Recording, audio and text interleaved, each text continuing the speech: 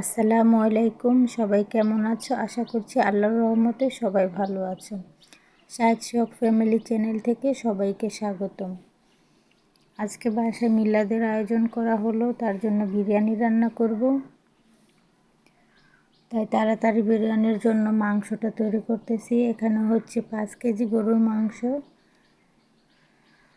সব কিছু দিয়ে তারপর হচ্ছে কিছুক্ষণ রেস্টে রেখে দেব, তারপর হচ্ছে মাংসটা বসিয়ে দেব।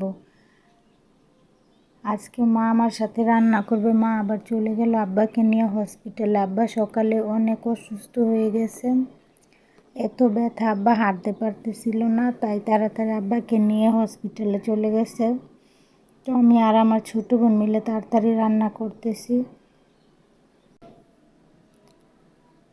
কারণ হচ্ছে আজান দেওয়ার পরেই তো হুজুররা বাসায় চলে আসবে। আবার হচ্ছে গ্যাস থাকে না, গ্যাস চলে যায় তাড়াতাড়ি, তার জন্য তাড়াতাড়ি বসাইতে হবে। তো মাংসটা আগে ম্যারিনেট করে নিচ্ছি, তারপর কিছুক্ষণ রেস্টে রেখে তারপর বসিয়ে দেব। এদিকে ছোটো বোনের বাচ্চা, আমার বাচ্চা কি যে দুষ্টুমি করতেছে। তারপর ছোটো বোন এদিকে মশলা বেটে টেটে রেডি করে দিয়ে দিছে আমাকে। আমি হচ্ছে রান্না বাড়ার সব দায়িত্ব আমি হচ্ছে করতেছি, আর বোনকে বলতেছি যে বাচ্চা দুইটাকে এক রুমে নিয়ে বসে থাকতে।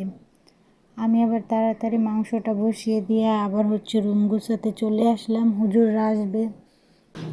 এইদিকে বাচ্চারা হচ্ছে ঘরের জিনিসপত্র এদিক ওদিক করে রেখেছে। বিছানার চাদরটা হচ্ছে পাল্টে দিতে হবে, নতুন একটা চাদর বিছাতে হবে। তো আমি এগুলা তাড়াতাড়ি সব কাজ সেরে নিচ্ছি, সেরে তারপর আবার এই যে এদিকে চলে আসলাম। এই যে মশলাটা দেখতে পাচ্ছ, এটা আমার ছোটো বোন নিয়ে আসছিল। আমি ওই মশলাটা হচ্ছে তোমাদের দেখাতে পারিনি, আমিও কোনো দিন দেখিনি। এটা বিরিয়ানির মশলা, রেস্টুরেন্টের সিক্রেট মশলা। এটা দিলে নাকি অনেক ঘ্রাণ আর খেতে অনেক টেস্ট হয়। আমি কোনো দিন দেখিনি এরকম আদা শুকনা, তারপর লম্বা লম্বা একটা কী মশলা, তারপর আরও একটা গাছের শিকড়ের মতো অনেক ঘ্রাণ, মানে ঘ্রাণটা অনেক ঝাঁঝালো, বিরিয়ানির একটা সুন্দর ঘ্রাণ। আবার নেক্সট কোনো দিন যদি এই মশলা আনে অবশ্যই তোমাদের সাথে শেয়ার করব এবং তোমাদের দেখাবো। তোমরা দেখলে বলবে যে কেউ চিনতে পারো কি না। আমি সবসময় রান্নার সময় তো মা থাকে, মাকে জিজ্ঞেস করি মা কতটুকু পানি দিব, কতটুকু তেল দিব, মা একটু দেখিয়ে দেয়, একটু ভরসা পাই। আজকে তো মা নাই, তাই হচ্ছে আমার নিজে নিজে একাই করতেছি, একটু ভয় ভয় লাগতেছে। এতগুলো মানুষের আয়োজন, তারা খাবে কেমন না কেমন হয়, ভয় ভয় কাজ করতেছে।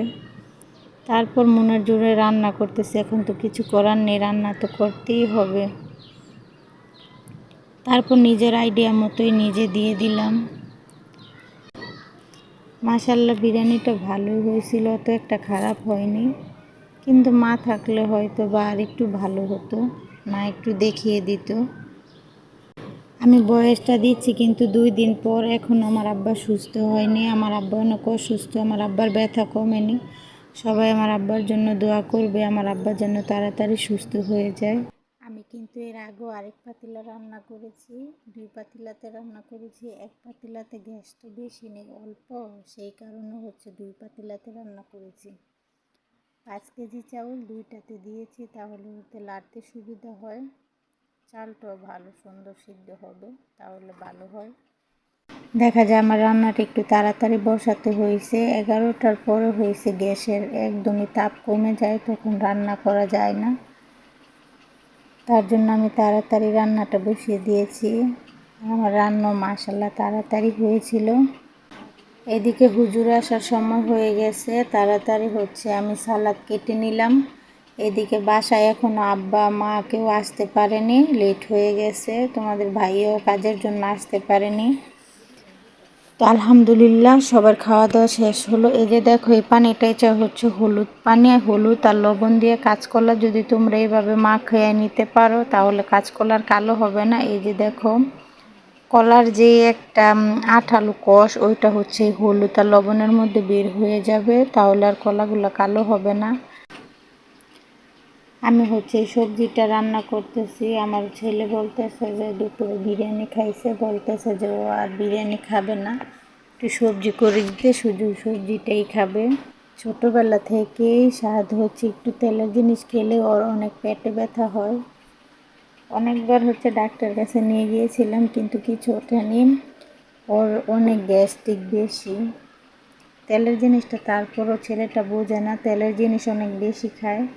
আমি সবজিটা হচ্ছে কিছুক্ষণ সিদ্ধ করে নিলাম, তারপর হচ্ছে কষাতে চলে আসলাম। হাফ চামচ হলুদ গুঁড়া, হাফ চামচ মরিচ গুঁড়া, 1 চামচ হচ্ছে গরম মশলার গুঁড়া, আর হচ্ছে লবণ, আর অল্প একটু আদা বাটা। এই তো এগুলো দিয়ে ভালো করে কষিয়ে নেব। তারপর হচ্ছে সিদ্ধ করা সবজিগুলো ঢেলে দিল। এখানে সবজিতে এক্সট্রা কোনো পানি দিতে হবে না, সবজির সিদ্ধর যে কিছু পানি ছিল ওইটা কিছুক্ষণ নেড়ে চেড়ে দিলেই হয়ে যাবে, আর কোনো কিছুই দিতে হবে না। এই সবজিটা তোমরা ভাতের সাথে বা পরোটার সাথে বা এমনিতেও খেতে পারো। আমার ছেলে হচ্ছে ভাতও খাবে না, রুটিও খাবে না, শুধু এমনিতেই সবজি খাবে। আরেকদিন আরেকটা সবজি রান্নার রেসিপি তোমাদের সাথে শেয়ার করব। তোমরা আমার রেসিপিগুলো অবশ্যই বাসায় রান্না করবে, আর অবশ্যই কমেন্টস করে জানাবে আমার রেসিপিগুলো তোমাদের কেমন লাগে। তোমাদের একটা কমেন্টস আমাকে অনেক ইন্সপায়ার করে।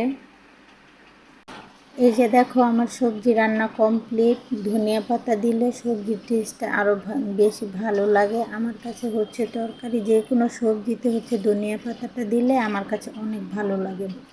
ধনিয়া পাতার ঘ্রাণটা আমার খুবই খুবই পছন্দ। আমার ভিডিওটা যদি তোমাদের ভালো লাগে অবশ্যই আমার চ্যানেলটি সাবস্ক্রাইব করবে, লাইক করবে, শেয়ার করবে। আল্লাহ হাফেজ।